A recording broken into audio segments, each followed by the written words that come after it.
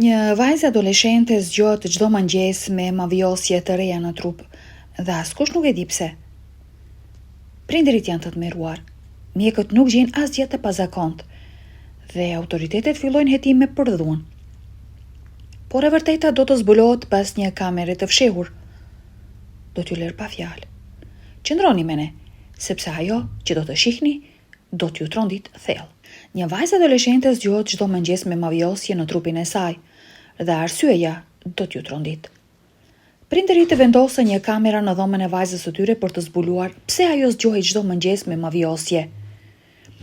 Kur flem, nuk kemi asnjë ide çfarë bëjmë. Nëse fle vetëm, është edhe më e vështirë të dish çfarë ke bërë gjatë gjumit.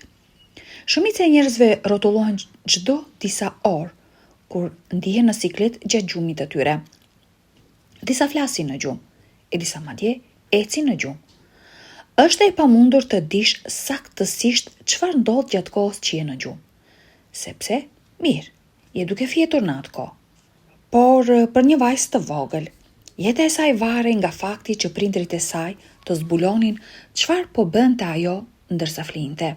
Para se t'ju tregojmë se çfarë po ndodhte, na ndihmoni duke klikuar butonin shpërndaje dhe gjithashtu siguroni të abonoheni dhe të klikoni butonin e njoftimeve që të mos i humbisni artikujt tanë të ardhshëm.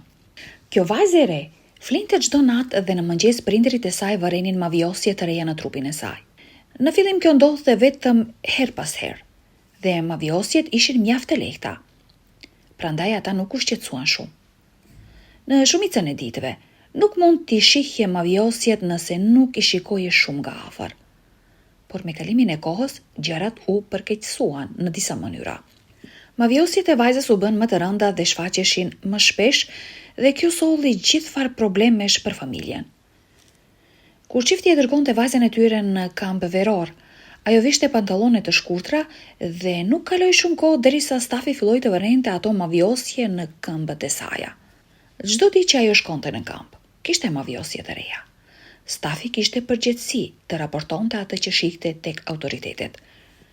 Dhe ndërkohë që kjo po ndodhte edhe prindërit e vajzës ishin të shqetësuar për mavjosjet. Në fillim ata menduan se ndoshta ajo kishte mungesë hekuri dhe kjo po i shkaktonte mavjosjet e lehta. Prindërit e vajzës caktuan një takim me mjekun për analiza, por përpara se të kishin mundësinë të shkonin në zyrën e mjekut, shërbimet sociale vizituan shtëpinë e tyre. Ata shpjeguan se kishin marrë një telefonat nga kampi veror për një situatë të mundshme abuzimi ndaj fëmijës. Prindërit e vajzës së re mbeten pa fjalë. Ata e dinin që kur nuk e kishin dhe kur nuk do ta dëmtonin fëmijën e tyre. Fatkeqësisht, megjithatë, provat gjoja po grumbulloheshin kundër tyre. Duke qenë se nuk mund të shpjegonin saktësisht origjinën e mavjosjeve, gjërat nuk dukeshin mirë për prindërit. Punonjësit social folën me vajzën e vogël dhe ajo mohoi që të kishte ndonjë lloj abuzimi në shtëpi. Ajo shpjegoi se zgjohej me mavjosje çdo ditë.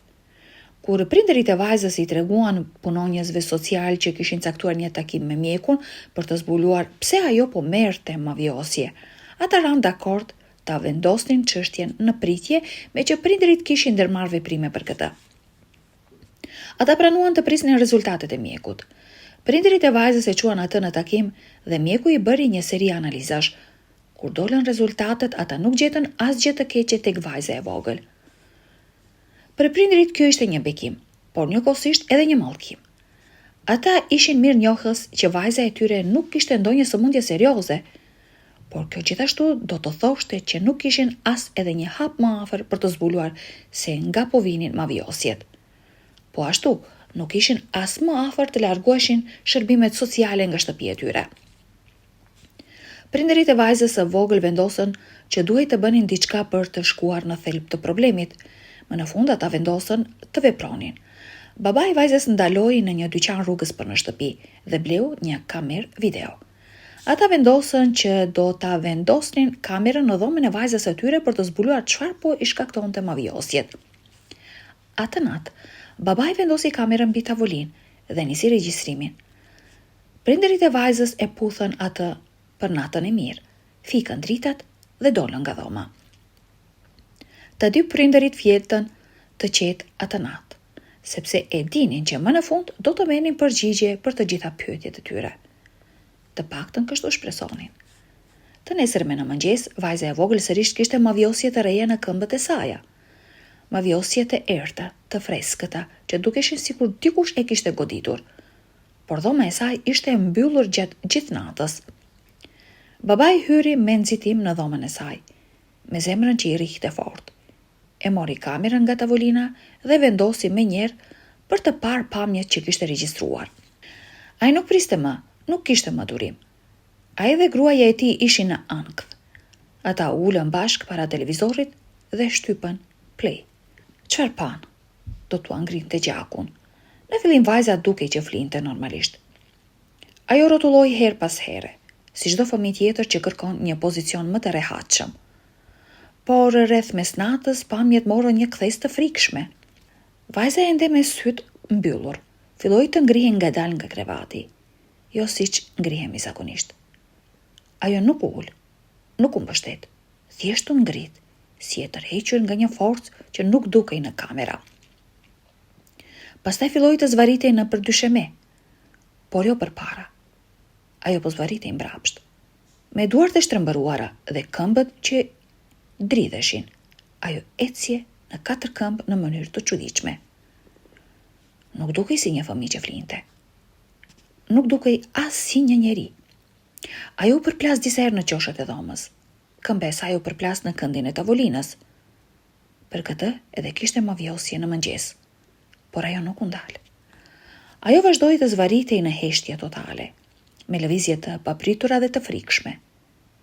Në një moment, ajo u ndal përbar murit dhe qëndroi aty për disa minuta pa lëvizur fare, si statuj. Prindërit e saj ishin të tronditur. Nuk e besonin atë që po shihnin. Pamjet e vajzës së tyre të vogël, të dashur, të qetë, tani dukeshin si të dalë nga një film horror. Lëvizjet e saj nuk ishin njerëzore.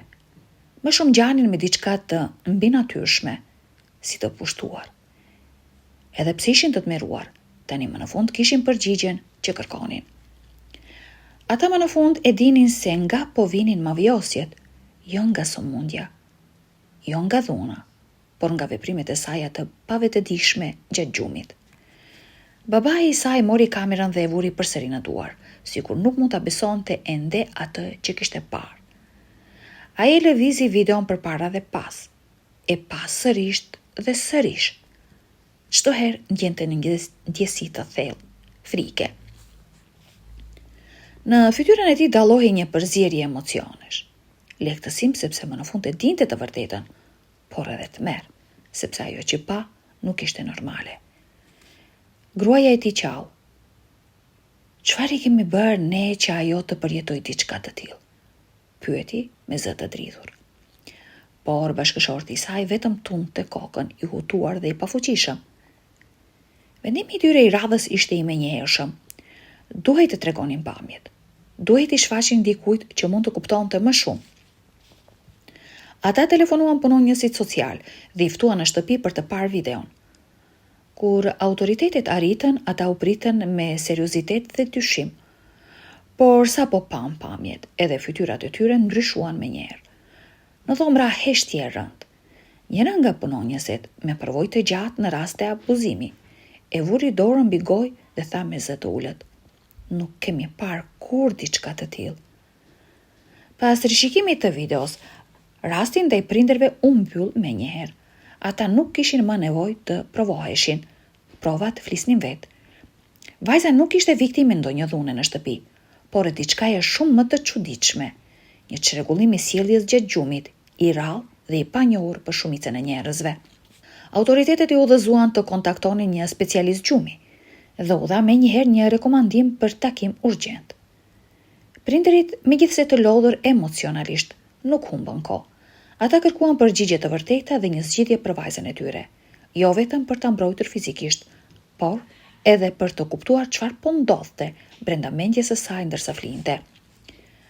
Pas 2 ditësh, prindërit bashkë me vajzën u paraqitën tek një mjek shumë i njohur në qytet, një specialist i gjumit me përvojë të gjatë në çrregullimet e sjelljes gjatë gjumit.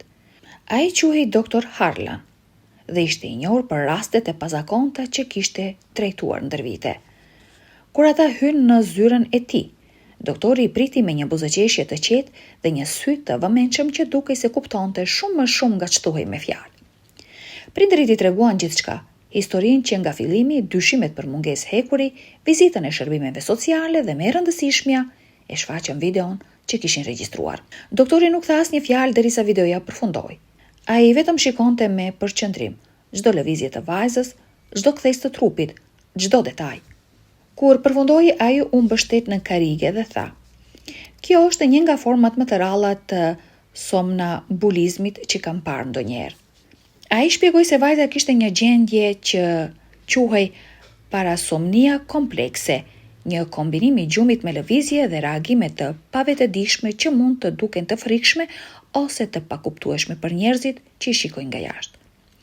Por ajo që e bën rastin e saj unik ishte edhe mënyra e frikshme dhe jo e zakonshme, se si ajo zvariti dhe përplasej në përdhom, e cila nuk ishte tipike për raste standarde të somnambulizmit.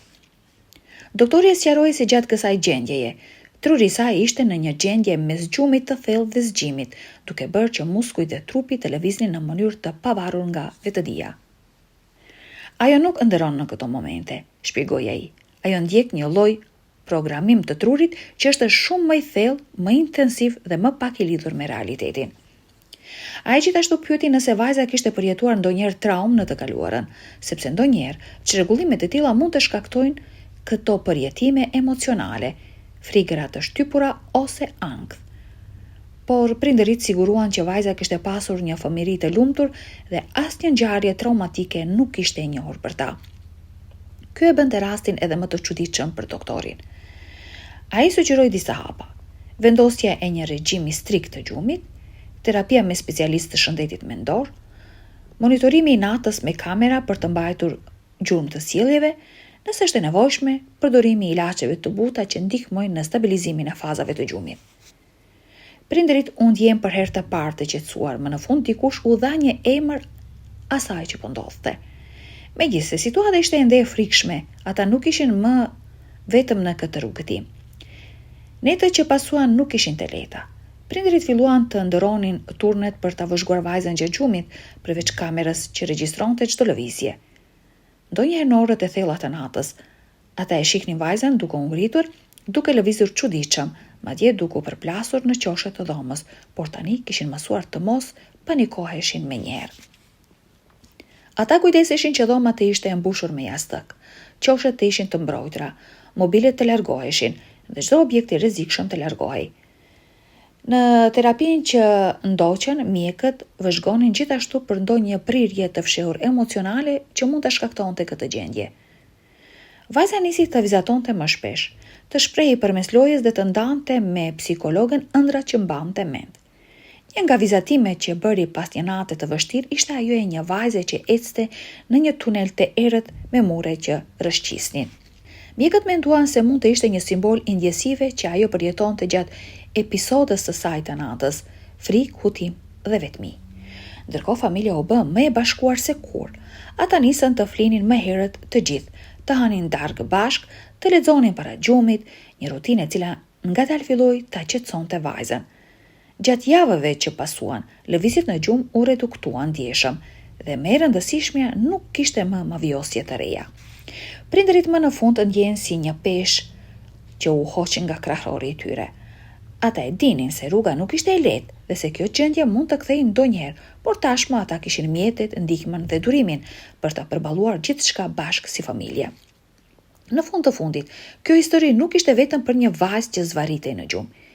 Ishte një histori për forcën e një familjeje, për misterin që fshihet brenda nesh ndërsa flem, dhe për kurajon që duhet për të kërkuar të vërtetën, dhe kur ajo duket e frikshme. Dhe një pyetje mbetet për ju. Çfarë mendoni se fshihte mendja e saj gjatë atyre netëve të errta? Ishte vetëm një çrregullim i gjumit? Apo diçka më shumë?